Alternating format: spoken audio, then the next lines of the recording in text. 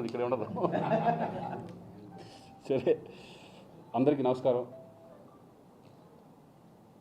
ఈ Arjun son of Vyjayanthi నేను చాలా మిస్ అయ్యాను. ఎందుకంటే ఇంతకుముందు ఫంక్షన్స్లో ఎప్పుడు ప్రతి ఫంక్షన్కి నేను అటెండ్ అవుతాను.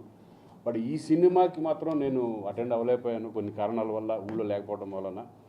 అందుకు మొత్తం ఈ యూనిట్ అందరికీ నేను సారీ చెప్తున్నాను. ఎందుకంటే మాకు రెస్పాన్సిబిలిటీ ఉంటుంది, ఒక ఆర్టిస్ట్గా ఫంక్షన్స్ కానీ వెళ్ళి దాని ప్రమోషన్లో పాల్గొనడం అనేది ఒక రెస్పాన్సిబిలిటీ. ఫస్ట్ ఆఫ్ ఆల్ అందరికీ నేను సారీ చెప్పుకుంటున్నాను లేకపోవడం వలన.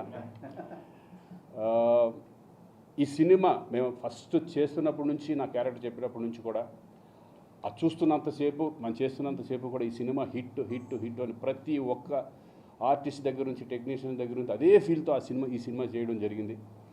అదే రిజల్ట్ ఈరోజు రిలీజ్ అయ్యి ప్రతి సెంటర్ నుంచి వస్తున్న రెస్పాన్స్ చూసి చాలా చాలా హ్యాపీగా ఫీల్ అయ్యాం.